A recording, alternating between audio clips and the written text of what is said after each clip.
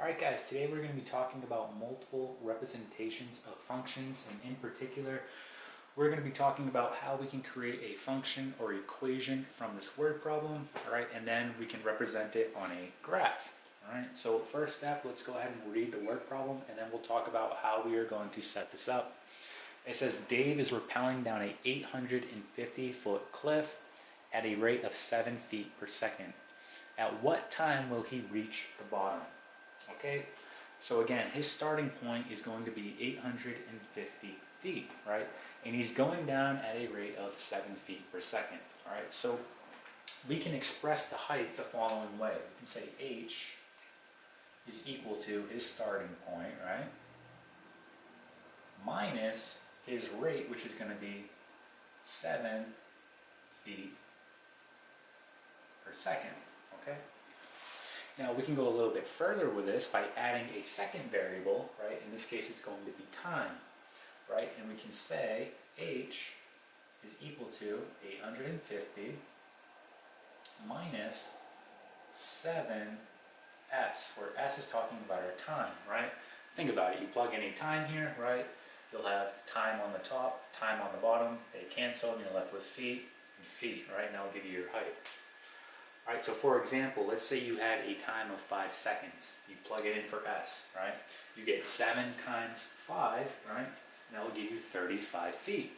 And then you're doing 850 minus 35. So if you do 850 minus 35, you're going to get 815 feet. So essentially what that's telling you is, okay, after 5 seconds, Dave is going to be at a height of 815 feet. Okay, well let's see what the question is actually asking. It says, at what time will he reach the bottom? So think about it, what will his height be at the bottom of the cliff?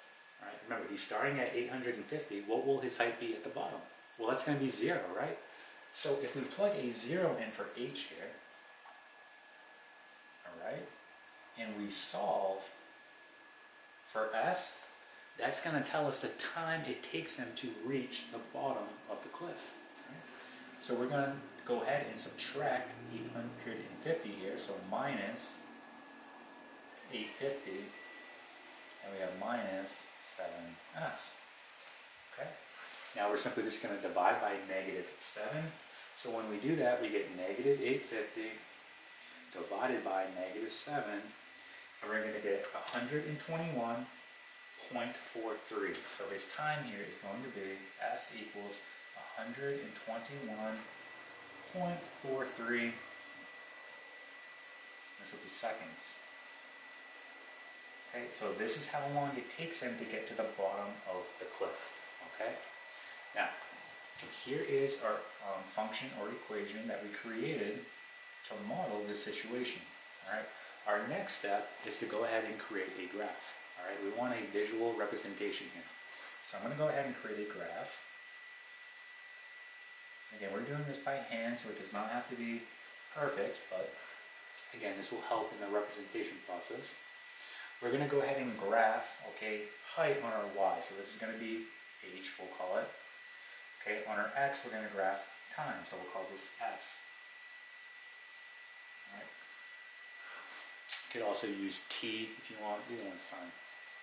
All right, so what we're going to do here is go ahead and just start putting on our intervals here.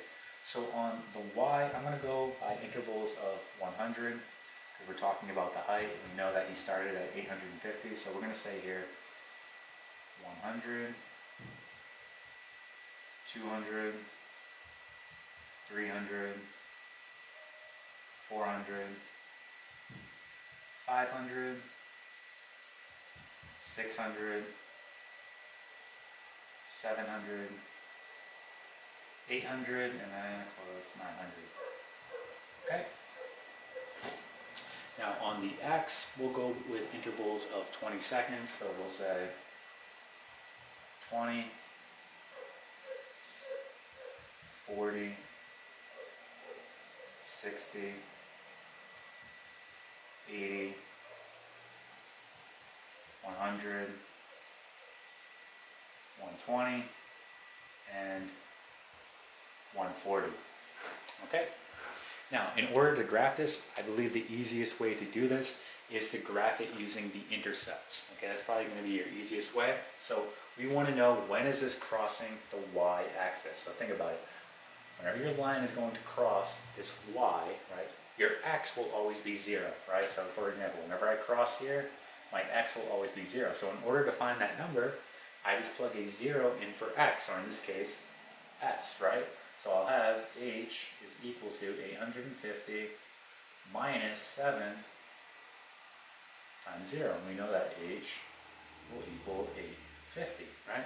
So that's telling me where it's crossing the y-axis. So I'm going to go ahead and put a point at 850 on the y, right here. Okay?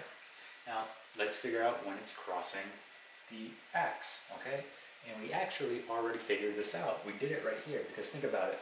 When it crosses the x, our y will always be equal to 0. So look what we did here. We plugged in a 0 in for our y, or in this case our height, right? And we solved for s, and we determined it was 121.43. That's when it's crossing the x, right? And that is when y is equal to 0. So we're going to go ahead and make a point there at 121.43. So right about here, right after, okay, 120. And then ideally, you'd be doing this on graph paper and using a ruler. You would connect the 2 points. All right, I'm doing this by hand, so it's not going to be perfect. So just trying my best there. Okay, and there's our visual representation put on a graph.